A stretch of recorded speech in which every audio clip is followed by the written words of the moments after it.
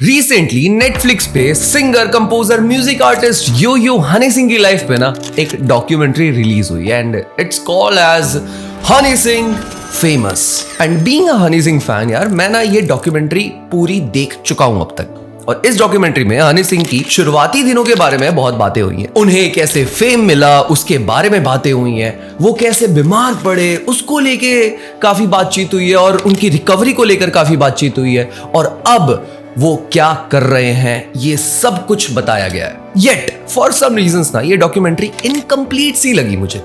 अब ऐसा लगा कि यार काफी चैप्टर्स ना मिसिंग थे इस डॉक्यूमेंट्री में, जैसे कि माफिया मुनीर वाला चैप्टर, हनी सिंह का सब्सटेंसेस अब्यूज वाला चैप्टर, उनके एक्स ग्रुप मेंबर्स का राइवल बन जाना एंड मेनी मोर। ये सब कुछ ना मिसिंग था इस डॉक्यूमेंट्री में। इवन प्रमोशन के टाइम पे ना जब किसी रिपोर्टर ने उनसे माफिया मुनीर से रिलेटेड कुछ सवाल भी पूछे थे ना, तो उनकी टीम ने, जो पीआर टीम है ना, उन्होंने वो सवाल वहीं ओवर रूल कर दिए थे। बहुत नॉर्मल रहता है, लेकिन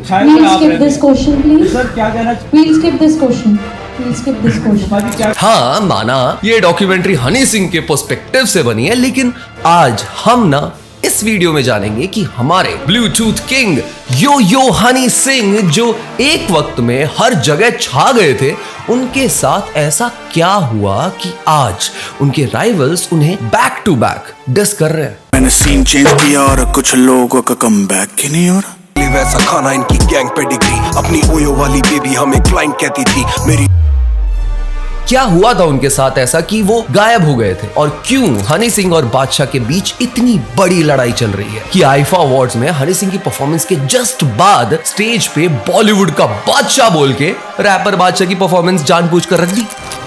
क्यों? मैं राजीव कुमार आज इस वीडियो में बात करूंगा what went wrong with yo Yo Honey Singh. तो इस वीडियो के शुरू होने से पहले तुम YBP फिल्मी को ना जल्दी सब्सक्राइब कर लेना अगर तुमने अभी तक नहीं किया है तो, क्योंकि ऐसी वीडियोस हम तुम्हारे लिए लाते हैं।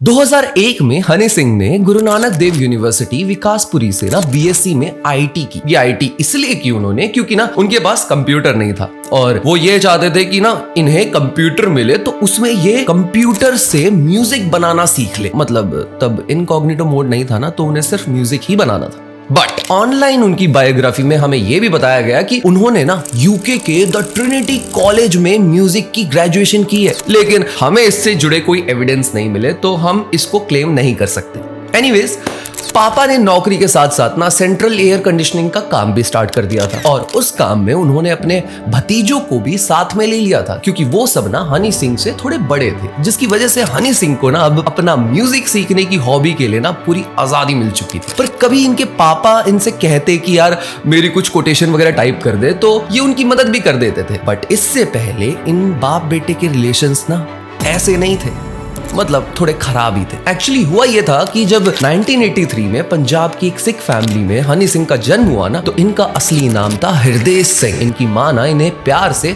हनी कहती थी, वहीं से इनका नाम हनी सिंह हो गया। इनकी माँ भूपेंद्र कौर और पिताजी सरदार सरबजीत सिंह ना पंजाब से दिल्ली आ गए। फिर इन्होंने हनी सिंह को करमपुरा गुरु नानक पब्लिक स्कूल में पढ़ाया भी। इनकी एक छोटी बहन भी है, उसका नाम है स्नेहा सिंह। एनीवेज, इनकी माँ ना पहले एक सोशल वर्कर थी, बाद में वो एक हीलर बन गई। इनके फादर ने बहुत सालों तक नौकरी करी, उसके बाद वो अपने बिजनेस में ही घुस गए थे। इनके घर में ना स्टार्टिंग से ही पूजा पाठ और कीर्तन का माहौल बहुत ज्यादा अच्छे से रहता था। मतलब खुद हनी सिंह भी ना शब्द कीर्तन करते थे, मतलब वो खुद तबला तक बजाते थे। हनी सिंह जब छोटे थे ना तब इनके सर पे ना जूड़ी थी। वो जूड़ी ना बहुत छोटी थी, जिस कारण ना स्कूल में यार इनका मजाक बहुत उड़ाया जाता था। तो एक दिन ना कुछ ऐसा हुआ कि इनका किसी ने मजाक उड़ा दिया, तो ये रोने लग गए बहुत ज्यादा और घर गए। मम्मी के सामने भी बहुत रोए, फूट फूट के रोए।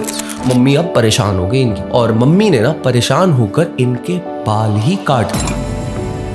अगले दिन जब हनी सिंह स्कूल गए दोबारा, स्कूल की असेंबली में ना ये सर पे रुमाल बांध के खड़े हुए थे। पूरी असेंबली तैयार थी, बस केवल प्रिंसिपल का वेट किया जा रहा था। तो कुछ देर में जब प्रिंसिपल आए तो हनी सिंह को उन्होंने देखा, तो पता नहीं यार प्रिंसिपल को क्या लगा, उन्होंने ना हनी सिंह को बाहर जाने का इशारा कर दिया। हनी सिंह को प्रिंसिपल की इस बात का बहुत बुरा लगा। अब मानो या ना मानो यार, बट हनी सिंह को इस बिहेवियर ने काफी बदल दिया। वो उठ के बाहर चले गए। तब हनी सिंह 12 से 13 साल के थे। तब से इन्होंने तबला बजाना ही छोड़ दिया और दीन धर्म ही भूल गई अपना और बिल्कुल प्योर एथिस्ट बन गए। इनके पापा सरबजीत सिंह ने इनसे ऑलमोस्ट 2 साल तक बात नहीं की थी। बाप बेटे के बीच में मतलब दरार सी ही आ गई थी। और ये तो हर घर में होता है, कभी कभी नाराजगी भी होती है तो कभी प्यार भी होता है। तो इधर भी कुछ ऐसा ही हुआ। नाराजगी ज्यादा दिन तक नहीं चली। अपनों से यार मुंह मोड़ने के बाद अपने ही आने वाले कल की अगर इंस्पिरेशन बन जाए तो फिर क्या ही नाराजगी। एक्चुअली इनके पापा ना बहुत बड़े म्यूजिक लवर थे। अगर उनको म्यूजिक सुनना पसंद नहीं होता ना तो शायद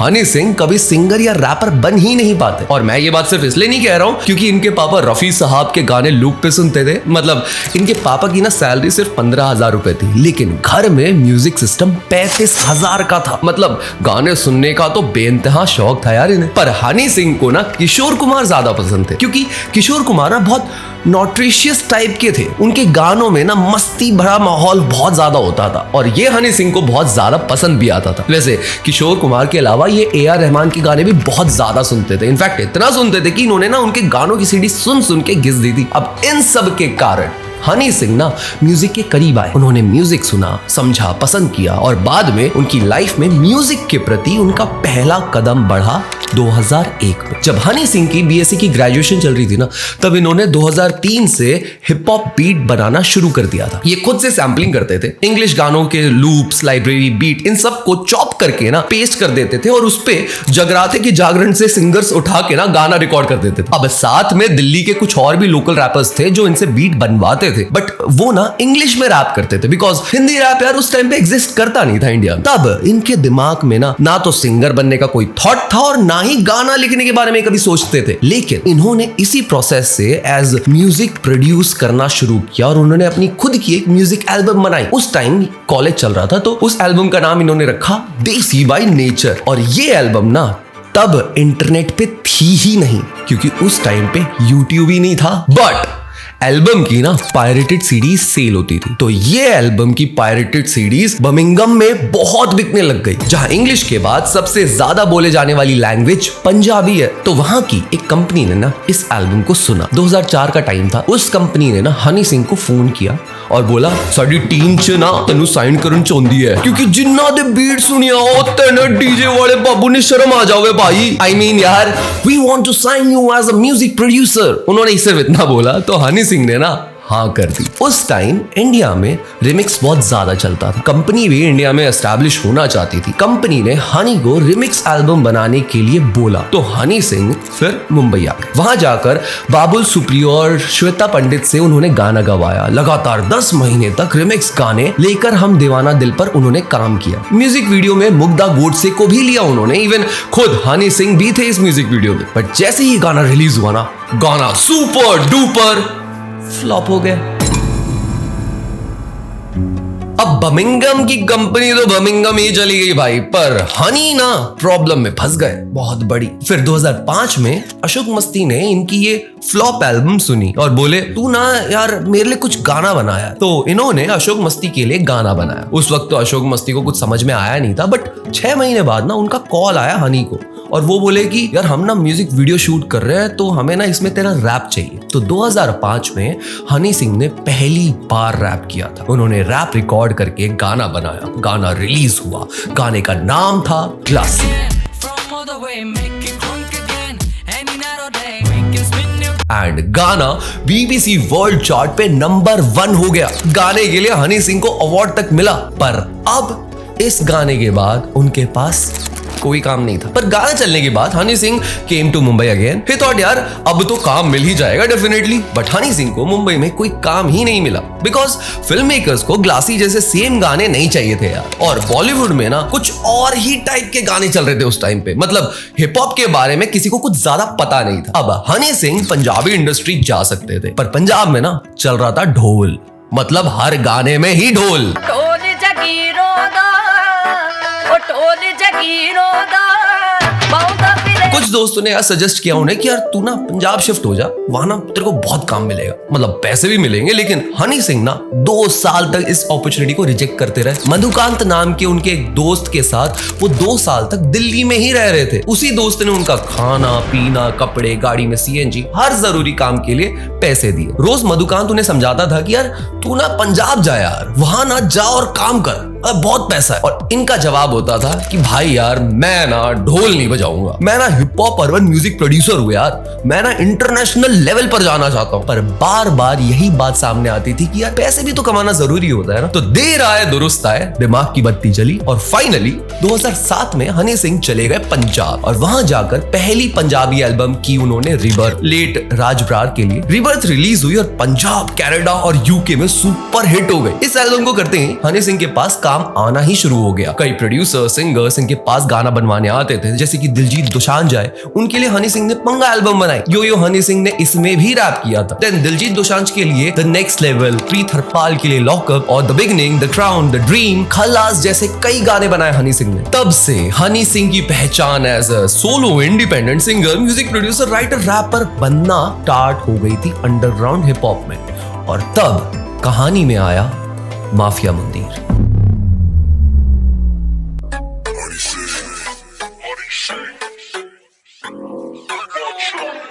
माफिया मुंदीर ग्रुप के बारे में यार तरह तरह की बातें सामने आती हैं इंटरनेट पे और वो सब बातें बहुत कॉन्ट्रडिक्ट भी करती है। इस कारण तय करना यार मुश्किल हो जाता है हमारे लिए कि सच क्या है। इसीलिए हमारी पूरी कोशिश रहेगी कि हम इस वीडियो में ना सच तक पहुंच सके। हनी सिंह पंजाबी इंडस्ट्री और अंडरग्राउंड में ना काम करते करते अपना करियर अब बना ही रहे थे। तब कुछ और आर्टिस्ट भी थे जो अपने करियर में हसल कर रहे थे। वो थे बादशाह, रफ्तार, इक्का। ये कौन कह रहा है कि वो आज भी हसल ही कर रहे हैं? मतलब इनके अलावा लिल गोलू भी। बादशाह हनी सिंह को तब से जानते हैं जब से हनी सिंह बीट प्रोड्यूस कर रहे थे। पहले बादशाह का आर्टिस्ट नेम ना कूल इक्वल हुआ करता था। अराउंड 2006 बादशाह ने इंग्लिश में एक सोडा विस्की नाम का एक गाना भी बनाया था। वो गाना बहुत ही ज्यादा हिट हो गया था। तो अनूप कुमार प्राशर, जो कि तब हनी सिंह के मैनेजर हुआ करते थे, उन्होंने और हनी सिंह ने ना बादशाह का ये सोडा विस्की वाला गाना सुना तो उनको कांटेक्ट किया और अपने साथ काम करने के लिए भी बुला लिया। अब बादशाह ना हनी सिंह से गाना बनवाना चाहते थे। इस पे हनी सिंह के मैनेजर ने बादशाह से कहा कि वो पूरी एल्बम तो कर लेंगे पर उस पूरी एल्बम के लिए ना 10 लाख रुपए लगेंगे और कुछ पैसे आपको एडवांस भी देने पड़ेंगे। बादशाह ने ये बात अपने फादर से जाके डिस्कस की। बादशाह अपने फादर को साथ लेकर भी आए और कुछ एडवांस पेमेंट तक हनी सिंह को उन्होंने दे दी। तभी कुछ और आर्टिस्ट भी थे जो हनी सिंह के साथ आए थे, जैसे कि रफ्तार, लिल गोलू एंड इक्का। अकॉर्डिंग टू मीडिया रिपोर्ट्स ये लोग ना तब बहुत नए थे। इनको हिप हॉप और म्यूजिक प्रोडक्शन के बारे में कोई ज्यादा नॉलेज नहीं थी, पर फिर भी ये अपने गाने बनाकर और कुछ पर डालते थे। तो किसी दिन ना हनी सिंह ने इनके गानों को सुना, इनको कांटेक्ट किया और इनको अपने साथ काम करने के लिए ही बुला लिया। जब ये सब आर्टिस्ट साथ आए, इकट्ठा हुए, तो इन सब में सबसे ज्यादा सीनियर और एस्टैब्लिश्ड आर्टिस्ट हनी सिंह ही थे। वो पंजाबी इंडस्ट्री के लिए काम करते थे। उनके पास प्रोड्यूसर्स, डायरेक्टर्स, सिंगर्स, रैपर्स गाना बनवाने भी आते थे। तो ऑब्वियसली यार हनी सिंह म्यूजिक बनाने और शोज करने में बहुत बिजी रहते थे। और सबसे बड़ी बात कि हनी सिंह को गाने लिखने में कोई इंटरेस्ट ही नहीं था। तो इन सब आर्टिस्ट ने हनी सिंह के अकॉर्डिंग काम करना शुरू कर दिया। उनके लिए इन्होंने गाना लिखना शुरू कर दिया और पैसे माफिया मुंदीर ने कमाए। उनसे खुद माफिया मुंदीर ने अपना म्यूजिक बनाना स्टार्ट कर दिया और माफिया मुंदीर ने कभी किसी भी ट्रैक को बड़े स्केल पर लॉन्च नहीं किया। इवन कुछ ट्रैक्स नॉर्मली ही पॉपुलर हो गए, लाइक गड़बड़, खोल बॉटल, बिगानी नार, मैं आ गया, ब्रेकअप पार्टी और इवन चूत वॉल्यूम 1। अब सोचने वाली बात यह आती है कि जो ग्रुप अभी कुछ टाइम पहले ही बना उसे अभी बहुत काम करना था, पर बहुत जल्दी ही ना इस ग्रुप में कॉन्फ्लिक्ट आ गया। सबसे पहले इक्का ने इस ग्रुप को लीव किया, जिसका रीजन आज तक इक्का ने किसी को भी नहीं बताया। देन रफ्तार ने ग्रुप को छोड़ दिया।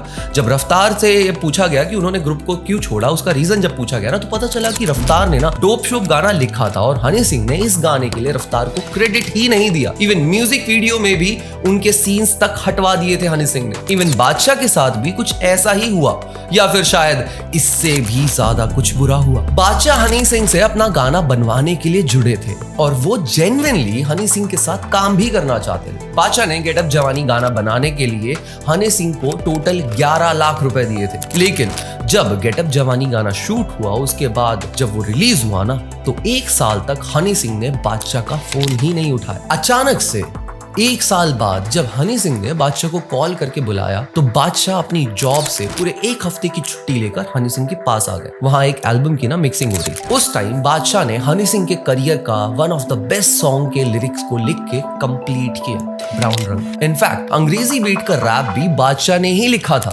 जिसके बारे में खुद गिप्पी ग्रेवाल ने इस इंटरव्यू में बताया था। हनी ने मुझे कॉल किया, भाई गाने का रैप बड़ा अच्छा है, अंग्रेजी बीट का ये वो ब्ला ब्ला। मैं अच्छा कहता भाई बादशाह है लड़का, उसने लिखा है। इवन बहुत इंतजार करने के बाद हनी सिंह ने बादशाह का गाना बनाया और बादशाह को इसमें कोई प्रॉब्लम भी नहीं थी, मतलब ही वाज ओके यार। बट अंग्रेजी बीट गाने के एंड में हनी सिंह ने बादशाह को क्रेडिट ही नहीं दिया। इस बात का बादशाह को सच में दुख हुआ। उन्होंने हनी सिंह के मैनेजर को फोन किया। मैनेजर ने ना हनी सिंह से बात करवाने से ही मना कर दिया और हनी सिंह अपने शोज में फिर से बिजी हो गए। यहाँ तक कि हनी सिंह बादशाह को एक शो में भी लेकर गए, उनसे परफॉर्म भी करवाया, लेकिन 1 भी रुपया नहीं दिया उन्हें। ये मतलब उस टाइम के एमी वे रफ्तार थे क्या? तब बादशाह को समझ में आया कि यहाँ ना कुछ भी नहीं होने वाला, जो करना होगा उन्हें खुद ही करना होगा। तो जब हनी सिंह माफिया मुंदेर ग्रुप के आर्टिस्ट की राइटिंग के दम पर 2011 में पॉपुलर होने वाले थे ना, मतलब होने ही लग गए थे, तभी बादशाह उनसे सेपरेट हो गए और इस तरह माफिया मुंदेर ग्रुप टूट गया। बस तब लिल गोलू ने अपना करियर हनी सिंह के साथ कंटिन्यू रखा और आगे उन्होंने उनके लिए कई सारे गाने भी लिखे। माफिया मुंदेर टूटने के बाद हनी सिंह ने दोबारा इस ग्रुप को रीबिल्ड किया और तब इस ग्रुप के मेंबर बने Alfaaz, J Star, Deep Money, Aujla and ninja. ये सब आर्टिस्ट आज भी हनी सिंह के साथ है। आफ्टर क्रेडिट रिलेटेड प्रॉब्लम्स, रफ्तार ने बादशाह और सचिन टक्कर के साथ एक ग्रुप बनाया और उस ग्रुप का नाम रखा द टाइटंस। इस ग्रुप ने ना पंजाबी म्यूजिक इंडस्ट्री और बॉलीवुड में कई सारे गाने प्रोड्यूस किए। इधर 2011 में हनी सिंह की लाइफ में कुछ कमाल ही हो गया। 14 गानों के साथ इंटरनेशनल विलेजर एल्बम लॉन्च हुई। इस एल्बम के अंग्रेजी बीट, ब्राउन रंग, डोप शो, गेट अप जवानी जैसे ज्यादातर गाने सब हिट हो गए, मतलब सुपर डुपर हिट हो गए। सोशल मीडिया ना होने के कारण ये गाने बार बार टीवी पे चलने लगे रिपीट पे। लोग तो ब्लूटूथ से इन गानों को शेयर तक करने लग गए और हनी सिंह 2011 से हर किसी के लिए हीरो बन गए। इनके गानों की साउंड, कैची मेलोडीज, वेस्टर्न और इंडियन कल्चर का जो मिक्स, पॉप और हिप हॉप का जो मिक्स था, लोगों को उसने दीवाना ही बना दिया और यो यो हनी सिंह इंडिया के अनबीटेबल सुपरस्टार बन गए।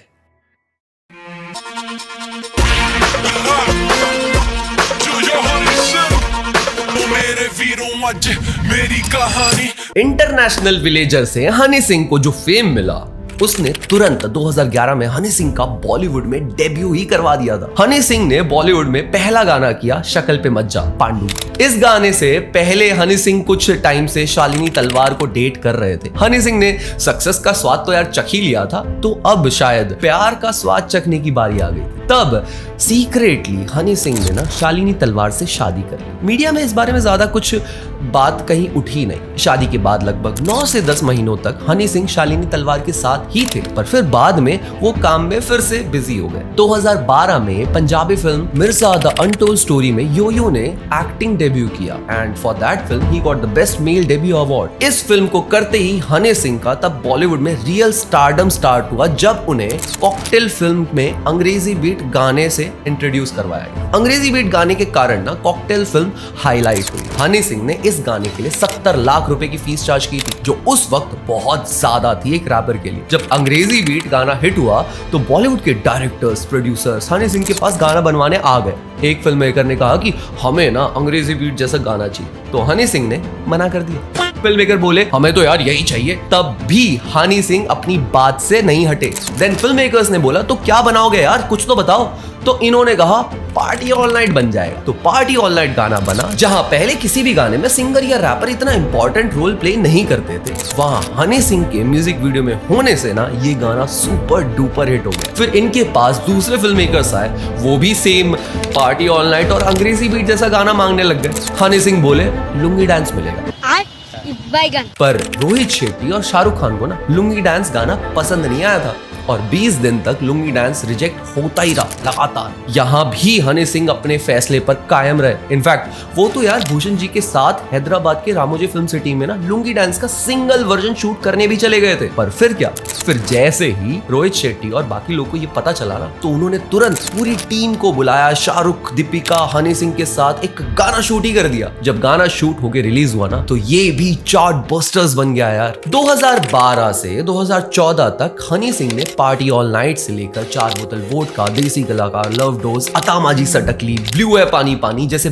बेस्ट एंटरटेनिंग पार्टी सॉन्ग्स दिए हैं इंडस्ट्री में। इन गानों ने हनी सिंह को बॉलीवुड का superstar, music composer and in fact most demanded rapper बना दिया। स्टैंडर्ड इस लेवल तक पहुंच गया था कि अगर कहीं शादी हो, बर्थडे पार्टी हो, कोई फैमिली फंक्शन हो, अगर आपको वहां हनी सिंह के गाने बजते नहीं सुनाई दिए ना, तो समझ लो वो शायद इंडिया नहीं होगा। इस लेवल का ऑरा बना दिया था हनी सिंह। और जो लोग पहले इनके गाने ब्लूटूथ से शेयर करते थे, उनके लिए तो हनी सिंह ऑक्सीजन बन गए थे। उनका स्वैग, उनकी पर्सनालिटी, उनके कपड़े, उनका हेयर स्टाइल, हर एक बारीक चीज से बारीक चीज तक उनके फैंस फॉलो करते थे, कॉपी करते थे और पसंद भी करते थे। 2014 में ना हनी सिंह शाहरुख खान के साथ वर्ल्ड टूर पर थे। फिर वो मुंबई में इंडियाज रॉ स्टार शो की शूटिंग करने लग गए। शूट स्टार्ट हो गया और जब फर्स्ट एपिसोड रिलीज हुआ ना, तो उस शो की टीआरपी बहुत ही ज्यादा लो थी। लोगों को हनी सिंह का ट्रू सेल्फ देखना था, बट वो कहीं दिखाई नहीं। लेकिन हनी सिंह को ना अचानक से कुछ अजीब से ख्याल आने लग गए और वो डरने लग गए। सेट पे उनकी हालत इतनी खराब हो गई कि वो रोने तक लग गए। उन्होंने तुरंत शो छोड़ने का फैसला कर दिया। वो मुंबई से सीधा नोएडा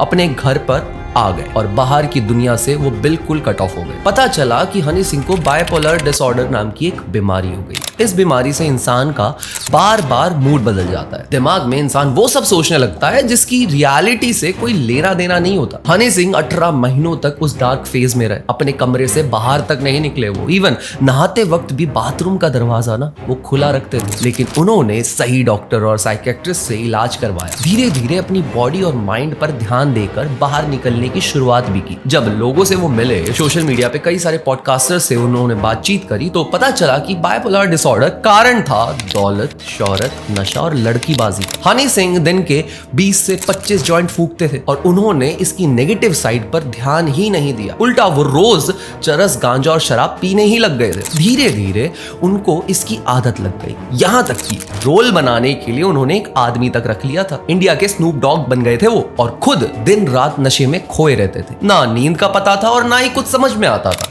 ना ही कोई कुछ बताता था और ना ही हनी सिंह किसी की सुनते थे। और इन्हीं सब से कॉप अप करते करते और ठीक होने के लिए मेडिकेशन लेते लेते यो हनी सिंह इंडस्ट्री से कहीं गायब ही हो गए।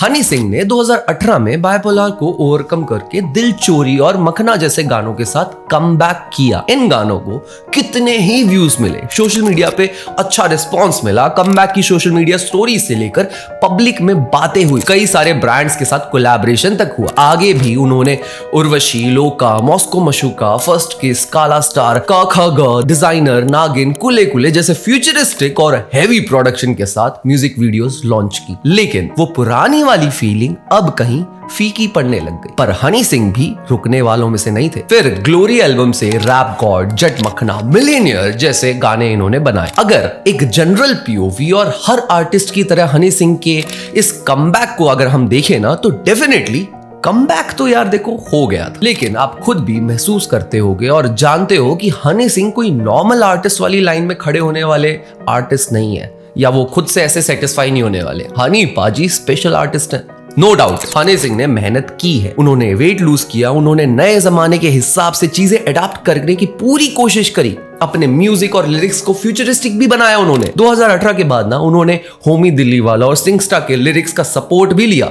पर वो नॉस्टैल्जिया, वो बात ऑलमोस्ट पिछले 6 साल तक गाने निकालने के बावजूद काम ही नहीं कर पाई। शादी पार्टियों में भी ना उनके पुराने गाने चलते हैं पर नए गानों को अब कोई ज्यादा सुनता नहीं। पर ऐसा हो क्यों रहा है? क्यों पहले से ज्यादा गाने बनाने के बावजूद कम बैक ही नहीं हो पा रहा? The failed come back. तो सबसे पहला और सिंपल रीजन है चेंजिंग म्यूजिक ट्रेंड। जब हनी सिंह इंडस्ट्री से दूर थे ना, तब इंडस्ट्री काफी बदल गई थी। पहले वाली ऑडियंस का टेस्ट लिमिटेड था। पहले वाली audience party songs, romantic songs, item songs ज्यादा ही सुनती थी। लेकिन अब लिरिकल, मेलोडिक और फ्यूजन म्यूजिक ज्यादा सुनती है ऑडियंस। और जब हनी सिंह बाइपोलर की बीमारी के कारण काम नहीं कर पा रहे थे ना, उसके बाद से बादशाह, रफ्तार, एमिवे, MC स्टैन, कृष्णा, इक्का, करण औजला, कर्मा जैसे कई rappers, independent singers, even lofi music creators और रीजनल सिंगर्स और म्यूजिक का इमर्ज देखने को मिला हमें। अब हनी सिंह की ट्रेडमार्क स्टाइल है फास्ट बीट, पंजाबी तड़का, सिंपल पार्टी ओरिएंटेड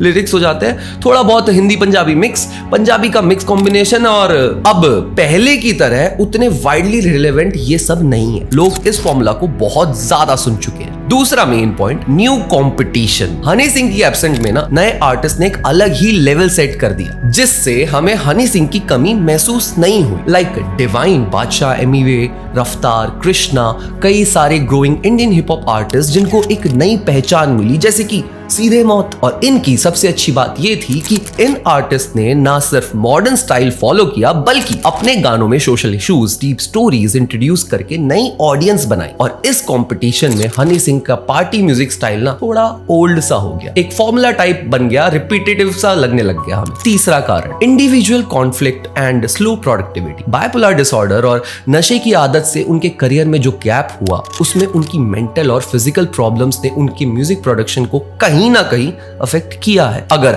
आप उनके उन गानों से नशे का रिएक्शन निकाल दो, मतलब कि नशा करने के बाद बॉडी और माइंड पे जो कंट्रोल नहीं रहता, फिर वो अपने हिसाब से बस चलती है। वैसे ही अगर वो गाने बिना नशे के बनते तो शायद आज उन्हें वैसे ही गाने बनाने में आसानी होती, क्योंकि कहीं ना कहीं उस मैडनेस के पीछे नशे का सबसे बड़ा इन्फ्लुएंस दिखता है। इसीलिए तब क्वालिटी थी, लेकिन अब सिर्फ क्वांटिटी है। चौथा है कंट्रोवर्सीज प्लस उनकी ब्रांड वैल्यू का डाउनफॉल। जब सोशल मीडिया पीक पर था ना, तब हनी सिंह के बारे में जो भी अच्छी बातें, बुरी बातें सिर्फ टीवी और जर्नलिस्ट के मुंह से ही हम सुनते थे। लेकिन सोशल मीडिया आने के बाद से उनके कैरेक्टर पे, उनके काम पे जो सवाल उठते हैं, जो आरोप लगते हैं, वो लोगों तक बहुत जल्दी सर्कुलेट हो जाते हैं। इवन खुद हनी सिंह ने कहा है कि पहले मैं किसी न्यूज चैनल को इंटरव्यू नहीं देता था, उनसे बातें नहीं करता था, उनके साथ कोई अच्छा एक्सपीरियंस शेयर नहीं करता था। एंड आफ्टर कम बैक देखो यार, यूट्यूब पे कितनी ही डिजिटल मीडिया और छोटे बड़े पॉडकास्टर्स के साथ हनी सिंह ने इंटरव्यू दिया है। और सबसे इंपॉर्टेंट, वो पब्लिक में जिस तरह अपनी सक्सेस के बारे में बता रहे हैं, वो सही भी है और सही नहीं भी है। जैसे कि वो कहते हैं कि मैंने 12, 13, 14 में जो किया, उसको आज पीछे मुड़ के अगर देखूं तो लगता है यार कुछ अच्छा किया नहीं मैंने, सिर्फ ब्राउन रंग और ब्लू आइज को छोड़ के बाकी सबको बकवास समझते हैं। वो कहते हैं कि मैंने जो गाने लिखे, बनाए, उनकी कोई सेंस नहीं है, तब मैं बस नशे में पागल था, मुझे कोई बताने वाला नहीं था, मैं किसी की सुनता ही नहीं था। और सबसे बड़ी बात, मुझे समझ ही नहीं थी कि सक्सेस कहाँ से आ रही है, इसको कैसे ऑर्गेनाइज करना है, कैसे इसको और ग्रो करना है, कैसे इसको संभालना है। और वहां से मेरा दिमाग खराब, मेरी जिंदगी खराब सब होनी शुरू। कोई गाइडेंस नहीं थी, इवन अपने घर वालों से उनकी बातें नहीं होती थी। सिर्फ किसी खास दिन वो घर जाते थे और बाकी बस टूर, ट्रैवल, दौलत, शौहरत, नशे और लड़कीबाजी में वो पागल थे। आज जब मेरे नेफ्यूज ये गाने सुनते हैं, मुझसे किसी लाइन का मतलब पूछते हैं, तो वो कहते हैं मुझे शर्म आती है। तो सोचिए उनके अपने गानों के बारे में ही क्या सोचना है। प्लस अब लोग इससे ये भी समझते हैं कि वो सक्सेस खरी मेहनत की थी ही नहीं, वो सक्सेस हनी सिंह को कॉपरेट करने से मिली थी, मीनिंगफुल स्ट्रगल से नहीं मिली थी। उनका टाइम बहुत अच्छा था, इससे पहले लोगों ने कभी भी ये सब नहीं देखा था। नशे की पावर थी, जो भी वो करते थे वो एक पागलपन के साथ हो ही जाता था। लेकिन अब बिना नशे किए गाने बनाना और गिर कर उठना, उठ के गिरने से ज्यादा चैलेंजिंग होता है। 2023 में खबर आई कि शालिनी तलवार के साथ डोमेस्टिक वायलेंस हुआ था हनी सिंह का, और उन्होंने हनी सिंह से डाइवोर्स ले लिया। और हनी सिंह कहते हैं कि शादी के बाद मेरी लाइफ ठीक नहीं थी, अब मैं मेंटली रिलैक्स फील करता हूँ। Conclusion, despite everything, every controversy, Yo Honey Singh आज भी वो इंसान है जो सोशल मीडिया की हाइप के बगैर लोगों के उन फोनों में पहुंच गए जिसमें प्रॉपर इंटरनेट तक नहीं होता था। काफी लोगों के लिए देसी रैप का इंट्रोडक्शन हनी सिंह ही थे। आज भी उनका इंटरनेशनल विलेजर करंट सॉन्ग्स के कंपैरिजन में ज्यादा फ्रेश, ज्यादा यूनिक लगता है और इसका रीजन है कि यो हनी सिंह एक कंपोजर है और उन्हें म्यूजिक की समझ है। मैं ये नहीं कह रहा हूं कि वो कोई संत है। हाँ, उन्होंने गलतियां की हैं, लोगों के दिल दुखाए हैं, कुछ लोग को डिसअपॉइंट भी किया है, अय्याशी में अपनी हेल्थ तक बर्बाद की है और उसकी सजा शायद उन्हें मिल भी चुकी है। उन्होंने कामयाबी की वो सीढ़ी तब ही चढ़ ली थी जिसकी तमन्ना हर एक आर्टिस्ट आज भी रखता है। शायद इसलिए एपी ढिल्लों के कॉन्सर्ट में सिर्फ हनी सिंह का नाम सुन के ऑडियंस एक्साइटेड हो गई थी।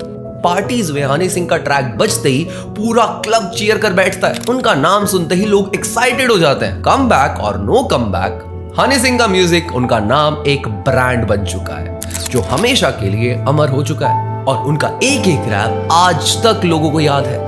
नई जनरेशन ऑफ म्यूजिक निकल कर आई है। डिस्पाइट हिज रीसेंट म्यूजिक, उनके कुछ गाने अभी भी फ्रेश हैं, जैसे कि जिंगल जिंगल, कुल्ले, मिलेनियर। ये सब काफी यूनिक सॉन्ग्स हैं जो मुझे पर्सनली काफी ज्यादा पसंद है। And you never know, Honey Singh के पास जो गानों का भंडार है जो अभी तक अनरिलीज्ड है, उसमें से कोई एक कोहिनूर हीरा निकल कर आए और हनी सिंह का कमबैक ही हो जाए। Despite all that, he is and will always be a legend. तो ये था गाइस हमारा video about what went wrong with yo Honey Singh. And अगर तुम्हें ये वीडियो पसंद आई है ना, तो इस वीडियो को लाइक जरूर करना और अगर तुम भी हनी सिंह के ट्रू फैन हो तो नीचे कमेंट करके बताओ यार, हमारी शायद वाइब सेम बैठ सकती है। अगर तुम चैनल पे नए हो तो चैनल को सब्सक्राइब करना बिल्कुल भी मत भूलना। तुम लोग हमें हमारे सोशल मीडिया हैंडल्स पे भी फॉलो कर सकते हो। योगी बाबा प्रोडक्शंस को इंस्टाग्राम पे फॉलो करना बिल्कुल मत भूलना। हम मिलते हैं गाइस अगली ऐसी किसी वीडियो में, तब तक के लिए ओके बाय।